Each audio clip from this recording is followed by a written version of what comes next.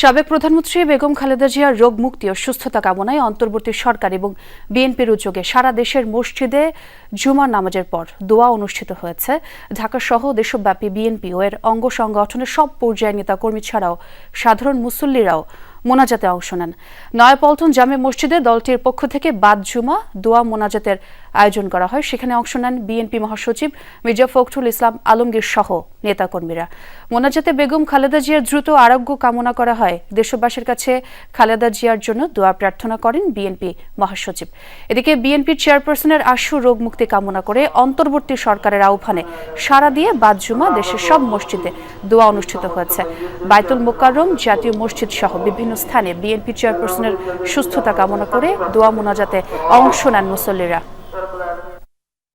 বেগম খালেদা জিয়ার জন্য আরো দোয়া করছি আমরা, তিনি দেশের জন্য যত ভালো কাজগুলো করেছেন আমরা তার ওসিলায় আপনি তাকে সুস্থ করে দেবেন। চিকিৎসকরা প্রাণপণে চেষ্টা করছেন এবং আশা করছেন যে তিনি আগামীকাল যদি আপনার এয়ার অ্যাম্বুলেন্স এসে পৌঁছায় কাতার থেকে, তাহলে আগামী পরশু অর্থাৎ রোববার তাকে লন্ডনে নিয়ে যাওয়া সম্ভব হবে। দর্শক, এই মুহূর্তে রাজধানী নয়াপল্টন জামে মসজিদে আছেন আমার সহকর্মী হাসিবুল করিম বিজয়। তার সঙ্গে একটু যোগ দিয়ে কথা বলতে চাই, আপডেট জানতে চাই। বিজয়, নয়াপল্টন মসজিদে তো বিএনপি মহাসচিব নামাজ আদায় করে দোয়ায় অংশ নিয়েছেন। খালেদা জিয়ার শারীরিক অবস্থা নিয়ে সাংবাদিকদের জন্য তিনি কি বললেন?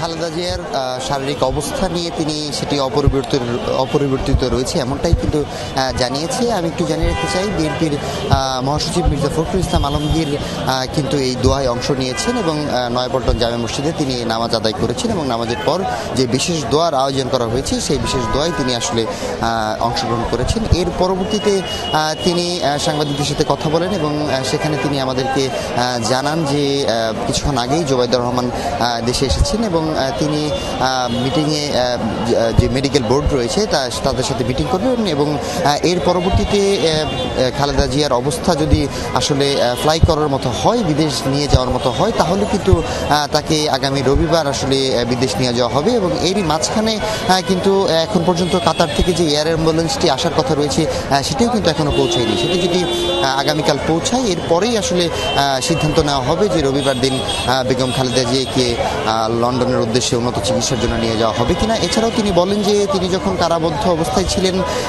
তখন তার চিকিৎসার কিছুটা বিঘ্ন ঘটেছে এবং সেই চিকিৎসায় বিঘ্ন ঘটার কারণে কিন্তু তার অবস্থা বা অসুস্থতার পরিমাণ বেশ বেড়ে গিয়েছে এবং তিনি এখন বেশ ক্রিটিক্যাল অবস্থায় রয়েছেন এবং টানা 12 দিন ধরে কিন্তু তিনি রাজধানীর এভার কেয়ার হাসপাতালে অবস্থান করছেন, এমনটি কিন্তু আপনি জানেন। তো সব কিছু মিলিয়ে যদি বলতে চাই, মির্জা ফখরুল ইসলাম আলমগীর দোয়া শেষে তিনি তার নয়াপল্টনের যে বিএনপি কার্যালয় রয়েছে সেখানে অবস্থান করছেন, সেখানে গিয়েছেন এবং এছাড়াও যদি বলি যে দেশের অন্যান্য মানুষ, সর্বস্তরের মানুষ যারা রয়েছে ওনাদের সাথেও কথা হয়েছে, যারা নামাজ করে বের হয়েছে তাদের সাথেও কথা হয়েছে, তারাও আসলে বেগম জিয়ার জন্য দোয়া করছেন এবং তারা চান যে তিনি যেন দ্রুত আসলে সুস্থ হয়ে যান।